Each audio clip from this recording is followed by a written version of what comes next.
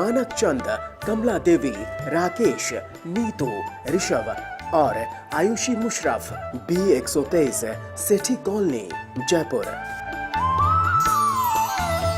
Shri Parshwanath re rolling mills limited, Durgapur 1, Vardhaman, west Bengal. Amita Jain, पत्नी अनिल कुमार जैन, संगीता जैन, पत्नी विपिन कुमार जैन। रत्नम प्रभा वाडेकर, प्रणिया शाह, रंजना कोठारे, वर्षा शाह, बारामती। श्री चंदूलाल जुबराज गांधी, फलटनकर, घाटकोपर, मुंबई एवं परिवार। अलेखा शाह, मनीष शाह, अनुपम शाह, प्रियंका शाह, सचिंत गांधी, नुपुर गांधी, श्रवंत गांधी। इंदु जैन, रंजना, विनय, सुनैना, अभिषेक, मीराबाग, नई दिल्ली। नेमचंद जैन, शशि जैन, निखिल जैन, शालिनी जैन, शरणय जैन, शांतनु जैन, निशु जैन, शास्त्री नगर, मेरठ, उत्तर प्रदेश। मोहिनी देवी बासलीवाल, धर्मपत्नी श्री कल्याण मलजी बासलीवाल, पुत्र Dharamchand Basliwal, Kamal Kumar Basliwal, Ajit Kumar Basliwal, assembly road, Imphal, Manipur. Shri Abhijit, Mugdha, Abha, Ayushi, New Jersey. Doctor Tushar, doctor Ketki, Shri Jatin, doctor Kalpana आदि, धुले, महाराष्ट्र। जय जिनेन्द्र तज्जयति परम ज्योतिः समं समस्तैरनंत पर्यायै दर्पणतल इव सकला प्रतिफलति पदार्थमालिका यत्र। पंच परमेष्ठी भगवान की जय। परिग्रह पाप का वर्णन चल रहा है। पिछले कक्षा में, ज्ञानशाला में, हमने उस परिग्रह के दो भेदों की चर्चा की थी। अंतरंग और बहिरंग, ये मुख्यतः से दो भेद होते हैं। अंतरंग परिग्रह 14 प्रकार के होते हैं। एक मिथ्यात्व, 4 कषाय और हास्यादि 9 कषाय। इस प्रकार 14 अंतरंग परिग्रह की चर्चा हुई। अग्रिम श्लोक की ओर आगे बढ़ते हैं, जिसमें आचार्य भगवान अमृतचंद स्वामी महाराज बाह्य परिग्रह की चर्चा कर रहे हैं। आइए। अथ निश्चित सचित्तौ, अथ निश्चित सचित्तौ, बाह्यस्य परिग्रहस्य भेदौ द्वौ, बाह्यस्य परिग्रहस्य भेदौ द्वौ, नैषः कदापि संगः, नैषा कदापि संगः, सर्वोऽप्यतिवर्तते हिंसाम्। सर्वोऽप्यतिवर्तते हिंसाम्। बोलिए। अथ निश्चित सचित्तौ, बाह्यस्य परिग्रहस्य भेदौ द्वौ, नैषः कदापि संगः, सर्वोऽप्यतिवर्तते हिंसाम्। आइए बहिरंग परिग्रह समझते हैं। अथ अर्थात उसके पश्चात, तदनंतर, निश्चित सचित्तौ, निश्चित अर्थात चेतना से रहित अचेतन, सचित्तौ चेतना से सहित चेतन। बाह्यस्य अर्थात बाह्य के, किस बाह्य के? परिग्रहस्य अर्थात परिग्रह के, भेदौ अर्थात भेद, द्वौ अर्थात दो। अथ अर्थात उसके पश्चात, क्योंकि पिछले श्लोक में हमने अंतरंग परिग्रह की चर्चा की थी। उसके पश्चात बाह्यस्य परिग्रहस्य द्वौ भेदौ, बाह्य परिग्रह के दो भेद होते हैं। कौन कौन से? अचेतन परिग्रह और चेतन परिग्रह। नैषः कदापि संगः, न एषः, न मतलब नहीं, एषः मतलब यह, कदापि कभी भी, यह कौन? संगः, संगः मतलब परिग्रह।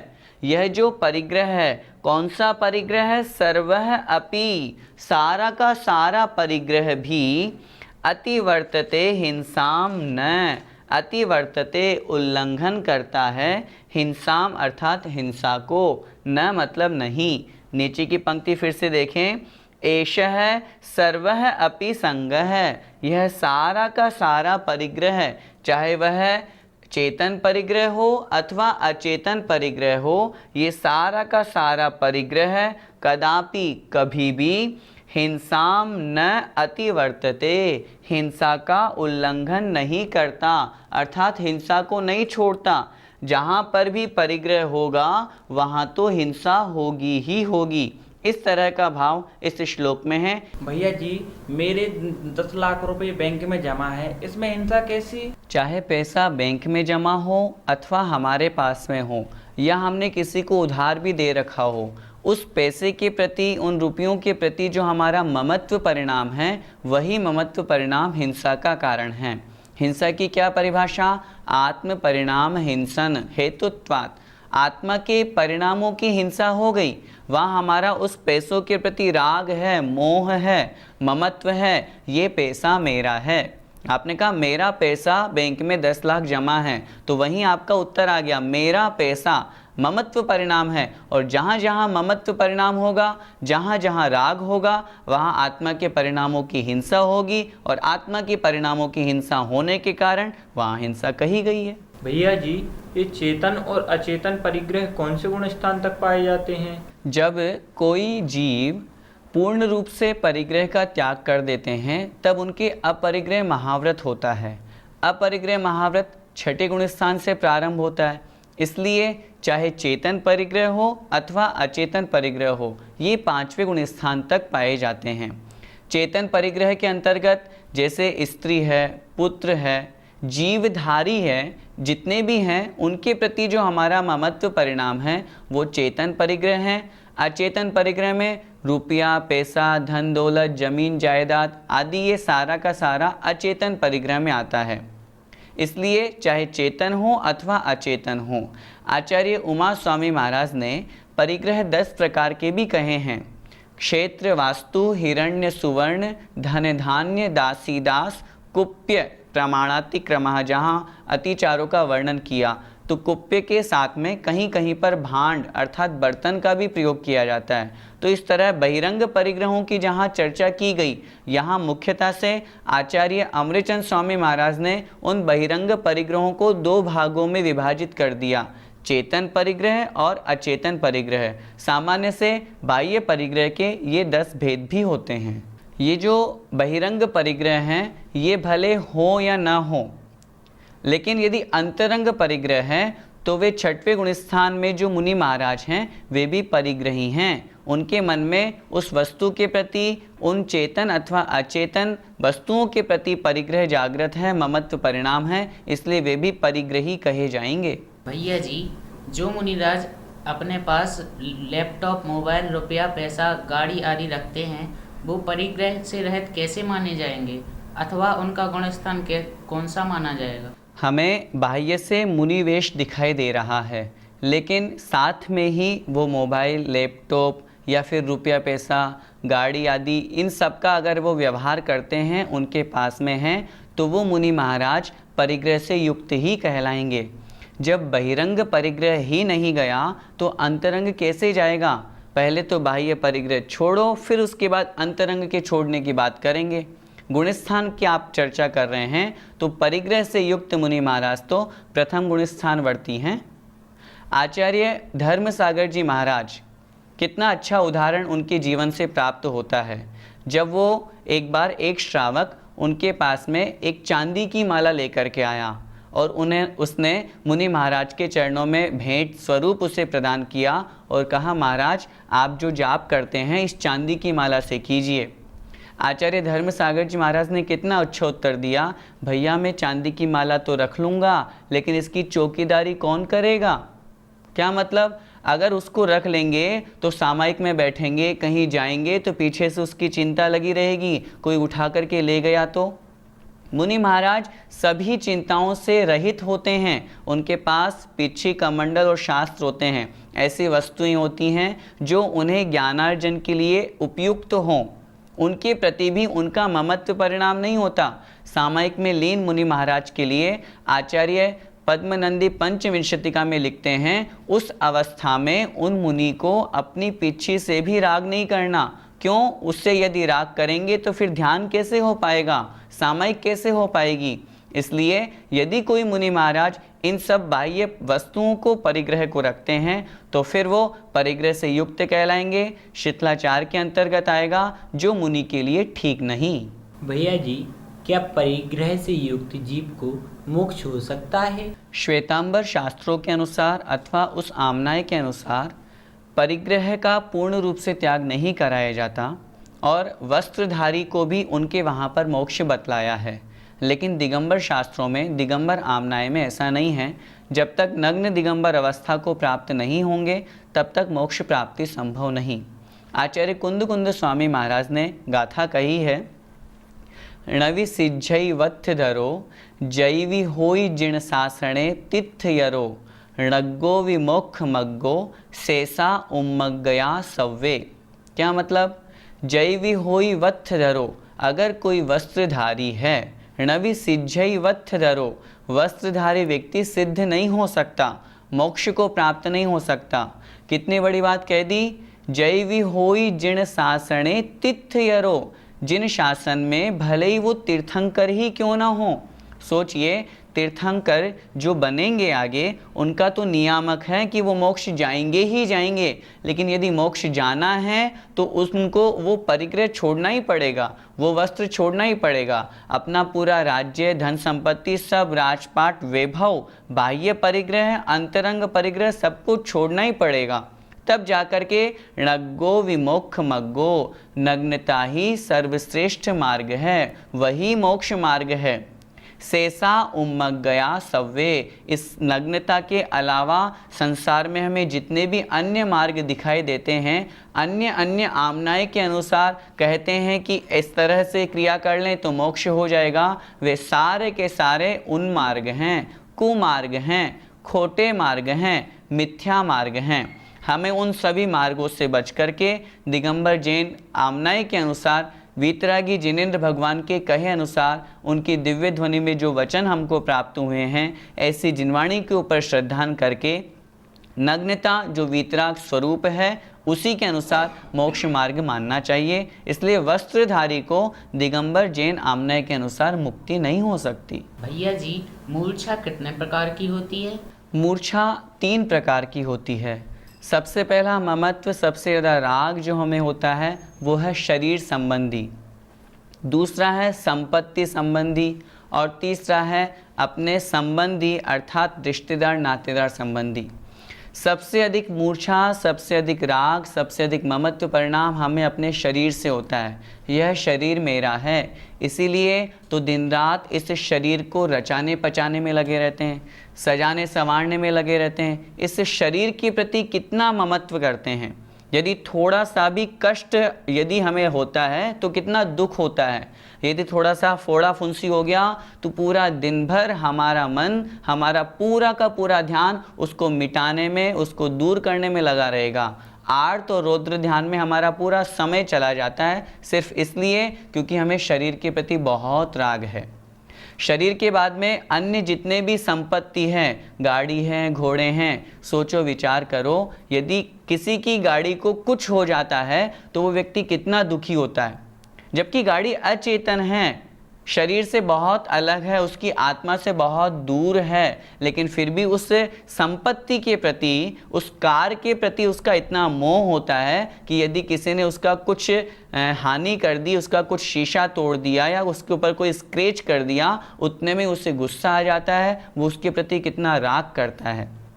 और तीसरा है अपने संबंधियों के प्रति। ये अपने जो शब्द हैं संबंधी, उनके प्रति कितना राग होता है। सोचिए, हॉस्पिटल में यदि किसी हमें अपने व्यक्ति को देखने के लिए जाते हैं, वहाँ अन्य 10, 20, 50 अन्य लोग भी होते हैं, लेकिन उनको देख करके हमारे मन में किसी भी तरह का कोई दया भाव नहीं आता, मन में उनके प्रति करुणा भाव नहीं आता। लेकिन जब किसी अपने संबंधी को देखते हैं तो वहाँ हमारा राग भाव जागृत हो जाता है। इसी का नाम तो मूर्छा है। तो इस प्रकार यह मूर्छा 3 प्रकार की होती है। हम कोशिश करें हम श्रावक हैं, हम गृहस्थ हैं, लेकिन हम इस बात की कोशिश करें कि अपने शरीर को समझें, अस्तित्व को समझें, वास्तविकता को समझें कि जब हमारा शरीर ही हमारा अपना नहीं है तो फिर अन्य धन संपत्ति, रुपया पैसा, जमीन जायदाद, स्त्री पुत्र आदि संबंधी जितने भी हैं वो हमारे कैसे हो सकते हैं। उनके प्रति जितना हो सके मूर्छा को कम करने का प्रयास करें। बहिरंग परिग्रह का कथन करने के पश्चात आचार्य भगवान अगले श्लोक में कह रहे हैं कि जहाँ परिग्रह है वहाँ हिंसा है और जहाँ परिग्रह नहीं है वहाँ अहिंसा है। आइए श्लोक पढ़ते हैं। उभय परिग्रह वर्जन, उभय परिग्रह वर्जन, माचार्याः सूचयन्त्य हिंसेति, माचार्या सूचयन्त हिंसेति, द्विविध परिग्रह वहनम, द्विविध परिग्रह वहनम, हिंसेति जिन प्रवचनज्ञा, हिंसेति जिन प्रवचनज्ञाः। बोलिए उभय परिग्रह वर्जन, माचार्याः सूचयन्त्य हिंसेति, द्विविध परिग्रह वहनम, हिंसेति जिन प्रवचनज्ञाः। आचार्य भगवान कह रहे हैं जहाँ परिग्रह है वहाँ हिंसा, जहाँ परिग्रह नहीं वहाँ किंचित मात्र भी हिंसा नहीं। आइए देखते हैं। उभय परिग्रह वर्जन, उभय अर्थात दोनों प्रकार के, कौन कौन से? आभ्यंतर और बाह्य, जिन दोनों प्रकार के परिग्रहों की हमने चर्चा की, ऐसे दोनों प्रकार के परिग्रहों से वर्जन अर्थात रहित, यहाँ निकलेगा वर्जनम अर्थात रहित। आचार्याः अर्थात आचार्य भगवान, गुरु महाराज, सूचयन्त्य हिंसेति, सूचयन्ति अहिंसा इति, सूचयन्ति अर्थात सूचित करते हैं, बताते हैं, कथन करते हैं। क्या? अहिंसा इति मतलब यह अहिंसा है। क्या अहिंसा है? दोनों प्रकार के परिग्रहों से जो रहित है उन्हें आचार्य भगवान अहिंसा कहते हैं।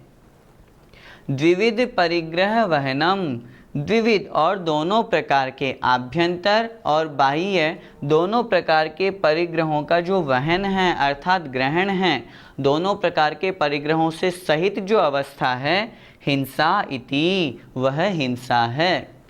जिन प्रवचनज्ञाः, जिन अर्थात जिनेंद्र भगवान के जो प्रवचन हैं अर्थात उपदेश है, उसको जो ज्ञाः अर्थात जानने वाले हैं, जिनेंद्र भगवान की दिव्य ध्वनि को जानने वाले अर्थात आचार्य महाराज, गुरु महाराज, जिन्होंने जिनेंद्र भगवान की उस जिनवाणी को स्वयं समझा और शास्त्रों में निबद्ध किया, ऐसे वे गुरु महाराज सूचयंती, सूचित करते हैं, कहते हैं। भैया जी, दोनों प्रकार के परिग्रह को छोड़ देने से अहिंसा कैसे हुई?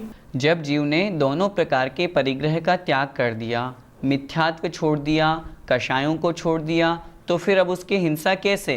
क्योंकि कषाय होगी तो आत्म परिणामों की हिंसा होगी। कषाय का त्याग कर दिया, अब आत्म परिणामों की हिंसा नहीं। अब वह जीव अपने स्वभाव को प्राप्त हो गया है। अंतरंग परिग्रह भी उसने पूर्ण रूप से छोड़ दिया, मिथ्यात्व छोड़ दिया, 4 कषायें छोड़ दी, हास्यादि 9 कषायें छोड़ दी। बहिरंग परिग्रह तो उसने पहले ही छोड़ दिया था। अब जब सारा का सारा परिग्रह छूट गया तो उसका किसी भी वस्तु के प्रति न कोई राग भाव, न कोई द्वेष भाव, न कोई मोह, किसी भी तरह का किसी भी वस्तु के प्रति कषाय भाव, प्रमाद भाव, राग भाव नहीं होने के कारण फिर अब उसके हिंसा का नाम ही नहीं है। वहाँ उस जीव के नियम से अहिंसा कही जाएगी। इसलिए पूर्ण रूप से अहिंसा, कषायों का पूर्ण रूप से त्याग 12वें, 13वें और 14वें गुणस्थानवर्ती जीव के लिए कहा जाएगा। 11वें गुणस्थानवर्ती जीव के अभी कषायों का पूर्ण त्याग नहीं हुआ। क्यों? क्योंकि अभी उनके कषाय सत्ता में तो है, भले ही उपशम किया है, दबाया ही तो है, अंतर्मुहूर्त बाद में तो वो उदय में आएगी ही आएगी। इसलिए सत्ता अपेक्षा से उनको 11वें गुणस्थानवर्ती जीव को पूर्ण रूप से अहिंसक नहीं माना। इस अपेक्षा से 12वें, 13वें और 14वें गुणस्थानवर्ती जीव के पूर्ण रूप से हिंसा का त्याग हो गया, कषाय भाव हट गया, पूर्ण रूप से अहिंसा प्रकट हो गई। भैया जी, हम गृहस्थों को दोनों प्रकार के परिग्रहों से मुक्त होने के लिए कैसी भावना करनी चाहिए? दोनों प्रकार के परिग्रह में सबसे पहला है मिथ्यात्व अंतरंग परिग्रह। गृहस्थ अवस्था में रहते हुए सबसे पहले हमें उसी परिग्रह को निकाल करके फेंकना है। सबसे बड़ा राजा तो वही है। यदि कोई जीव मिथ्यात्व के चक्कर में फंसा हुआ है तो वह कितना भी धर्म कर ले, कितने भी व्रत उपवास कर ले, उसके वे सारे के सारे व्रत उपवास, सारा का सारा धर्म, सारा का सारा स्वाध्याय निरर्थक है, किसी काम का नहीं है।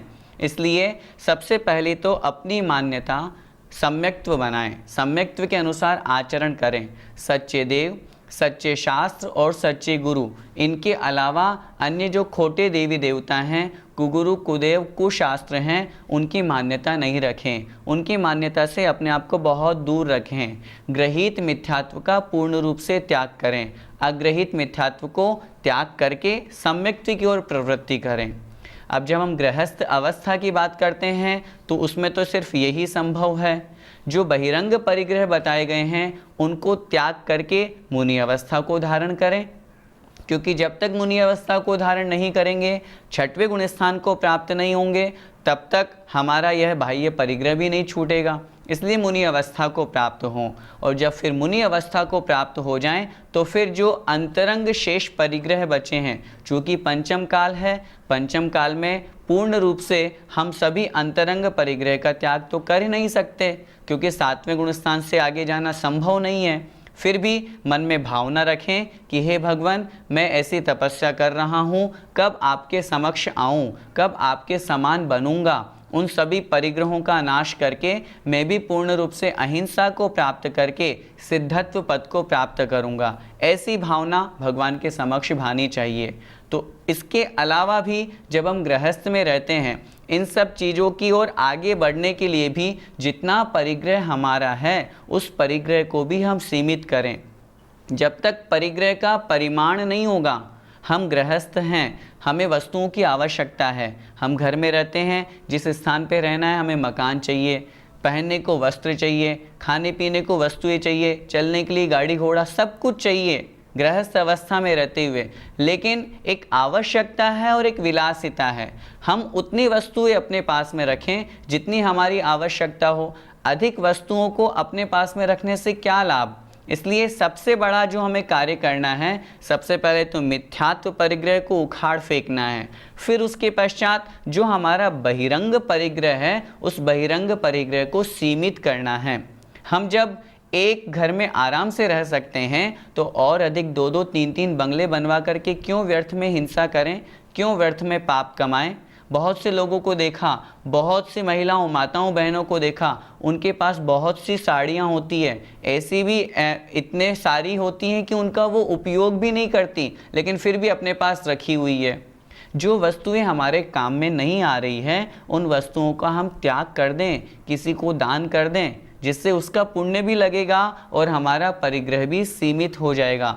परिग्रह सीमित होगा तो जितना परिग्रह हमने छोड़ा उसके प्रति राग भाव कम होगा, आकांक्षा मूर्छा कम होगी, उसका पुण्य लगेगा, परिग्रह परिमाण हमारा अणुव्रत बनेगा।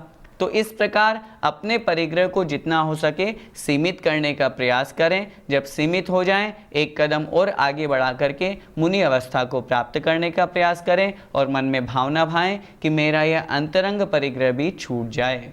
आज की ज्ञानशाला से हमने क्या समझा? जो परिग्रह है वो दुख का कारण है। जितना परिग्रह होगा जीव दुखी रहेगा, जितना परिग्रह कम होगा जीव सुखी रहेगा। सदा संतोष कर प्राणी, अगर सुख से रहा चाहे, घटा दे मन की तृष्णा को, अगर अपना भला चाहे। इन पंक्तियों को हम पढ़ते तो हैं, लेकिन अपने जीवन में भी धारण करने का प्रयास करें। संतोष रूपी धन को प्राप्त करें, बहिरंग धन की ओर प्रवृत्ति कम करें। ऐसा करेंगे तो हमारी ज्ञानशाला पढ़ना, सुनना, सुनाना सार्थक होगा।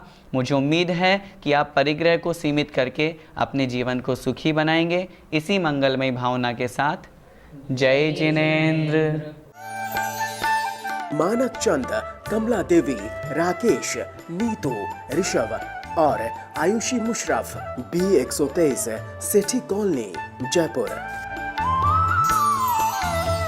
Shri Parshwanath re rolling mills limited, Durgapur 1, Vardhaman, west Bengal. Amita Jain पत्नी अनिल कुमार जैन, संगीता जैन पत्नी विपिन कुमार जैन। रत्नम प्रभा वाडेकर, प्रणिया शाह, रंजना कोठारे, वर्षा शाह, बारामती। श्री चंदूलाल जुबराज गांधी, फलटनकर, घाटकोपर, मुंबई एवं परिवार। अलेखा शाह, मनीष शाह, अनुपम शाह, प्रियंका शाह, सचिंत गांधी, नुपुर गांधी, श्रवंत गांधी। इंदु जैन, रंजना, विनय, सुनैना, अभिषेक, मीराबाग, नई दिल्ली। नेमचंद जैन, शशि जैन, निखिल जैन, शालिनी जैन, शरणई जैन, शांतनु जैन, निशु जैन, शास्त्री नगर, मेरठ, उत्तर प्रदेश। मोहिनी देवी बासलीवाल, धर्मपत्नी श्री कल्याण मलजी बासलीवाल, पुत्र Dharamchand Basliwal, Kamal Kumar Basliwal, Ajit Kumar Basliwal, assembly road, Imphal, Manipur. Shri Abhijit, Mugdha, Abha, Ayushi, New Jersey. Doctor Tushar, doctor Ketki, Shri Jatin, doctor Kalpana आदि, धुले, महाराष्ट्र।